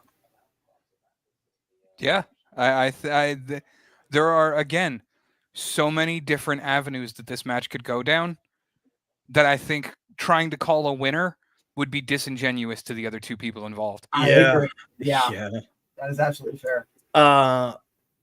The link is in the private chat as well. So if you're willing to send that to Andrew Diggs, I've been trying to find him on the social medias, but I cannot find him. So he can get a shout out as well. Let me put that in his ear real quick. I was going to say, yeah, because something tells me that he's never lost for words. So no, he's not. Which actually threw me off since I've been seeing him. Does the strategy in this match then become to eliminate Maurice before he has the opportunity to pop off like he has in the recent matches? I think that's exactly what it is. I think that is the plan, but I think what might happen is he might pop off beforehand. Yeah. Like, that's what I'm saying. I don't know if Maurice is going to make it to that main event. I think he could just as easily pop off. Because, again, it really depends on which way the wind blows with this new version of Maurice. I've seen that too. The kid is scary. Yeah. I watched that man laugh in the face of Jackson Drake while eating strikes like Funyuns. Yeah. He did do that. I mean, once he gets into that mindset, into that mood, he becomes a completely different animal. And I think that's what he's finally. What he's finally taking is embracing that, whatever that is. I think it's Maurice finally embracing the potential that everyone's told him that he had, but he wasn't necessarily convinced himself. I think that plays a big part in it. Yeah, and I think he's taking himself a lot more serious than he ever has before. Correct. I don't know. I remember watching him at Firestar and just the pranks and the silliness, and then poking the bear, getting into feuds with Jamal the Titan, TDT, just to name a few, and just seeing that evolution to where he is now. I think that's what it is. The kid that we knew as, This is the upcoming. I think is now it's done. This is a serious, more aggressive, more focused. Yeah. No doubt. The very first time that I ever met Maurice Moss was, and this is just to date it, during a PWX Pure. Thank you. That's what I was going to get to, Tyler. I'll let Kevin finish. And it's just, I had to train him in under 5 minutes on how to be an official because they told me last minute that he was going to be one of my officials stepping in. And the fact that this kid at the time was able to take all of this information, because I mean, David, you know me, I will throw a ton of information at you and see what sticks. Yep. And every single bit of it. And just like D'Angelo we were talking about earlier, he's a sponge. Maurice Moss is very much the same way. He's a sponge. He just absorbs it like that. And he was able to go out there and do a fantastic job with 5 minutes of coaching. So imagine if an Andrew Diggs, a mind like that, is able to sit down with a Maurice for longer than 5 minutes. What could he get accomplished? That's the question. Correct. Yeah. And Tyler brings up an amazing point, and that's what I was like. From going and becoming this legacy to he became one. The one. And I think that's one thing that I think the character development here is that he's finally stepped out of the shadow of being a Moss. Yeah. And I always loomed over him. And I think he's finally getting to that point that he no longer has to be in that shadow. He's stepped out of that shadow. He almost felt like he had something to prove in that point. And really, he had to prove far beyond that. And he has done that since realizing it, in my opinion. Yeah. Yeah, I absolutely agree. I would say he hasn't even scratched the surface of what he can do. Because most people we say they just scratched the surface. He hadn't even scratched the surface. No. Not even close. And I think that's it. I think we're seeing that final evolution here of not just his potential, but the threat that he can become. And speaking of potential and threat, ladies and gentlemen, now joining us from the green room, D'Angelo, welcome. Yes. Hey. There we go. Let's go. What's up? What's going on, big dog? Thanks for watching us talk. Oh man, I love it. I try to tune in as much as I can. I appreciate it. Give me one moment. Keep talking. I'm just gonna be messing around with the settings here so we can get all of us here on screen. But go ahead. So tell me your thoughts on this. What's your plan? Yeah, I might be onto something with this overdog thing. I like the overdog thing. I'm not gonna lie. Looking past this match, like that might be a T-shirt. Do it. I'll sign it. Brother, we're here to help. I'm here. No, I think. I mean, what do you do when you're put in a position like this against two people like Darian Bankston and Maurice Moss? I think back to my background, man. Like I went to a Division II football school, so like we were always the underdog. So you understand it from a collegiate standpoint, yeah. Yeah, like, and even from a high school standpoint, like I went to I grew up in a one stoplight town, like when it comes to being like, that's why I always like, even when I don't feel like I'm an underdog in a match, I put myself in that underdog situation because I thrive better under pressure. It's that mindset. Because that was the standard. Mindset. That's the standard I came up on, is being the underdog, overcoming all the objections. And that's exactly why you're in the position that you're in. You've proven that to us so many times. You literally made it easy for us.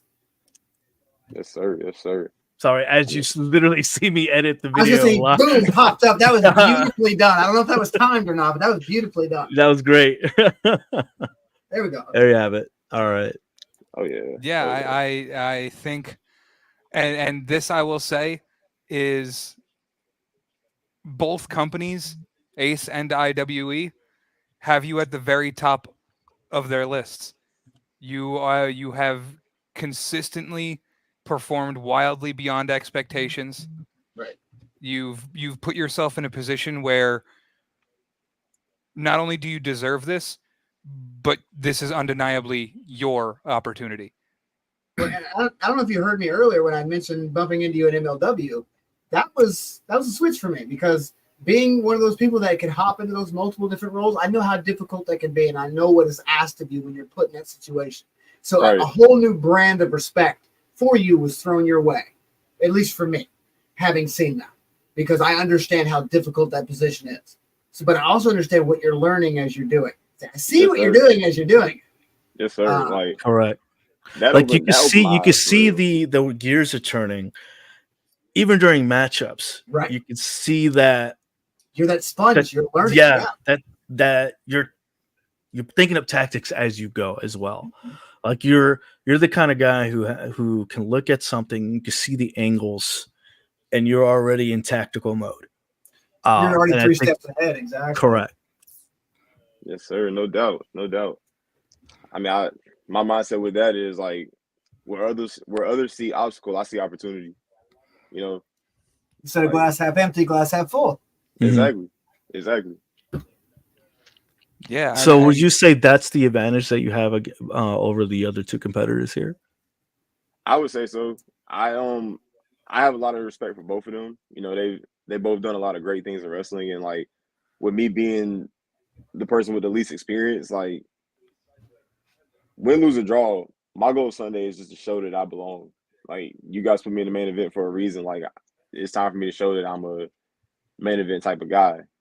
I mean, I worked for both companies, and it's been more like mid card. But I mean, hey, my mindset also is wherever I'm at on the card, in my mind, that's the main event. Yes. This is my chance. My 10, 15 minutes to go out and show what I'm worth. So yeah. And Honestly, I mean, that's yeah. Go ahead, Joe. I'm sorry. we've seen you working in various tag teams, ACCW at IWE with us for Ace. Like we've seen what you can do with a partner, and I think you are more than well prepared, and it's more than your time to show what you can do on your own. Absolutely. Looking forward to it. As am I, man. This is one of my favorite matches we've ever gotten to book. And I'm excited for this one. I don't know if we're going to be getting anyone else. We did send out the invite. If you are interested in joining, we put the link in the chat. Diggs might be at the old Shootski. Understandable. So I have to ask, do you have any words for your opponents? What are your thoughts on them, and what do you have to say to them?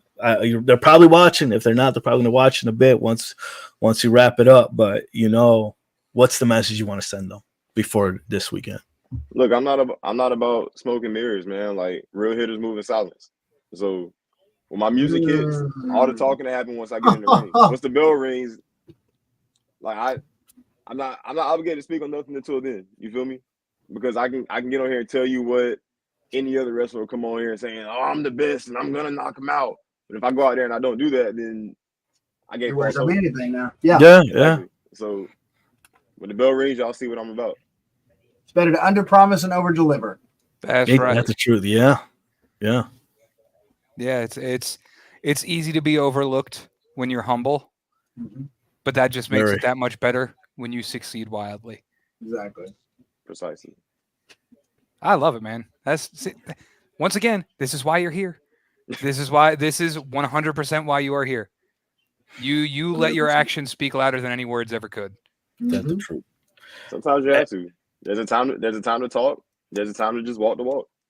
Time to work. You're right. And sometimes it's better to let your work speak for itself. It really is. Boy, does it. Loudly. Yes. Yes. Anything you want to tell the fans before we wrap it up a little bit here? The fans are the reason we in this thing, right? So, show up Sunday. Let's have some fun, and let's see how it goes. I'm a man of a few words, but hey, many actions. Exactly. But nah, I'm definitely grateful for my fan base, and I'm grateful for all the new fans that I do plan to make on Sunday. So, that's right. Main event live on IWTV. Right. Let's show the world. Oh, we live with it? Okay. Yes. Oh, we're live. Yes. We're live right now too. This is not only we're live right now, we're going to be live October 6th. It's the first time IWE has ever been live. Ever. In the history, 10 plus years of them being a company. The first time ever they've been live. And where will they be live on, guys? That's going to be IWTV. IW Television. That's what's up. So it's one of those things where this isn't taped. This isn't one of those situations where you can go back to the promoter later and go, "Hey, yeah, I know you guys have the footage, but that one match that I was in, could you delete that real quick if you don't mind?" That's not going to happen. We are live. It's live. And IWE's got a big enough fan base that expect to sell some shirts on the old pro wrestling tees there. Yeah, it's time for people to represent you properly. Your back pocket's about to get a little bit financially. Well, thank you so much for joining us. The Oberdog joining us here. That's gonna be a thing. I'm telling you. Oh, no, it's gonna stick. Like, I love it. That's it. That's Joe all day. I fucking love it. See y'all for that one. It's been an honor, and good luck this weekend, man. Yes, sir. Thank you, man. Look forward to seeing you on Sunday, bud. Yes, sir. Looking forward to seeing y'all. Absolutely. That was so well welcomed. Like, that was awesome. Yeah. That was wow. He's one of my favorite people for a reason. I may change. He may win, actually. I'm telling you. Right? At this point, who knows? Like, humble confidence is a scary thing, and that man's got it overflowing. He literally stands in puddles of it. You're right. Hi, Bubba. Yeah, Puppy's back there. Sorry. Shout out to Bubba, King Bubba. Jackson calls. Yeah, that's just, if that doesn't make you want to go see the matchup, I don't know what will. Right? Again, if you're going to be there live, then you have to make your way to Borderlines this weekend, Sunday, October 6th at the Elevation Pro Arena. And where's that located? That is in Lexington, North Carolina. And also, Good old you can grab your tickets early if you go to sitickets.com/IWE-Pro. Hold on. I appreciate that's it. No, let me go ahead and put that in the comments. What's the website? www.sitickets.com/IWE-Pro. And honestly, I'll put another good thing in your ears. It's an earlier show. Doors are open at 4. We're hitting the go thing at 5 o'clock. You'll be home before 10. Yeah, anybody who's got school, work in the morning, we're not trying to keep you all night. We've got hot action. We're going to keep it to, well, depending on how long people decide they want to beat the snot out of each other. We're hoping to get you out of there by like 8 o'clock at the latest. At the absolute latest, shenanigans withheld, But you never know with drop a fella in the room what could potentially happen. Yeah, definitely stick around after the show. Buy some merch. You never know what's going to happen. You never know. SITickets.com / IWE Pro.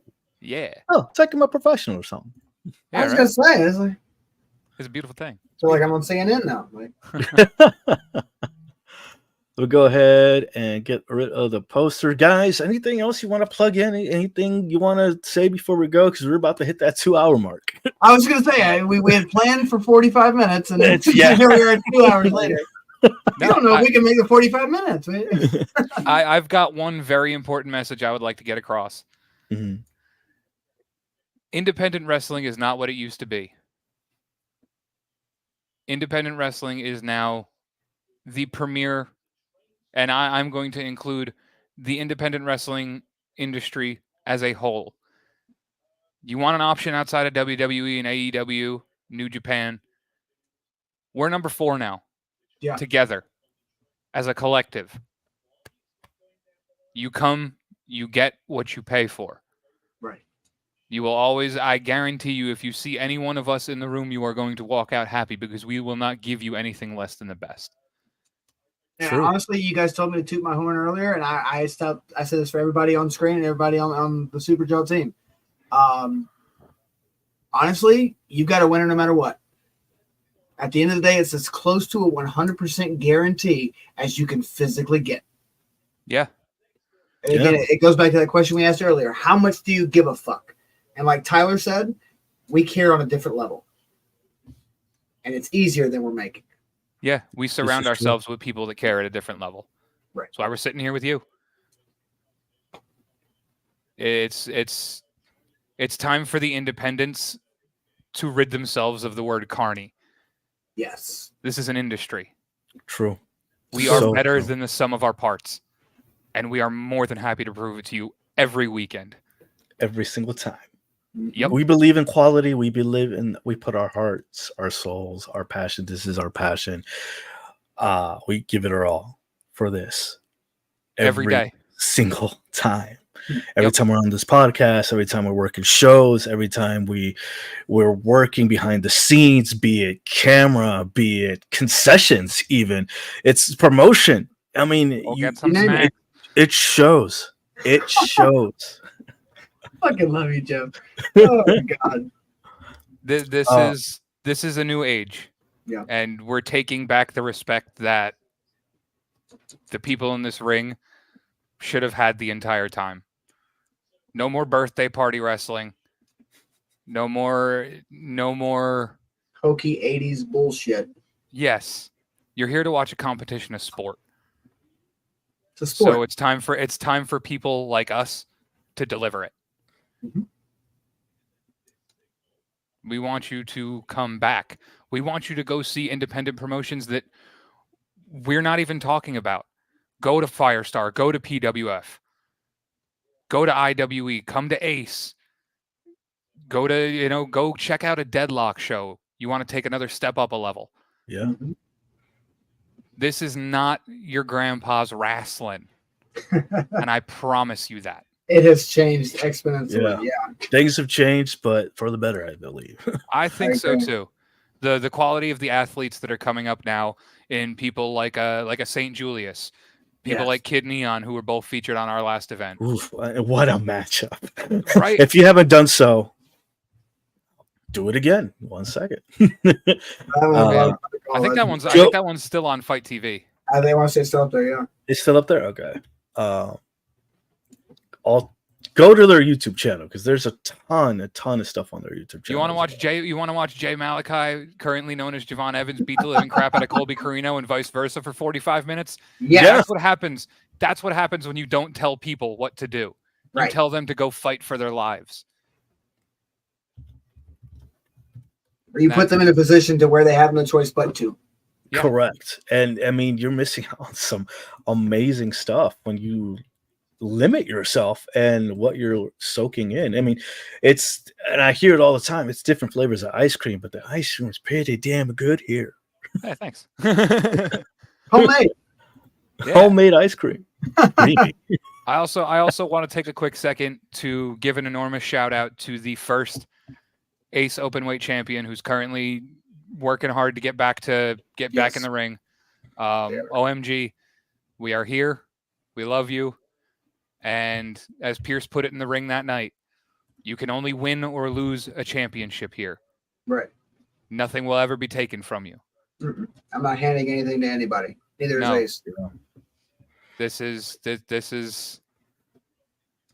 as much as I look at it this way, as much as we might not like each other sometimes, we are all a family. Yep. And people throw that word around a lot in wrestling and then immediately screw each other over. Right. Yeah. Yeah. And very loose. There is not a person that we work with that is more than a phone call away at any given time.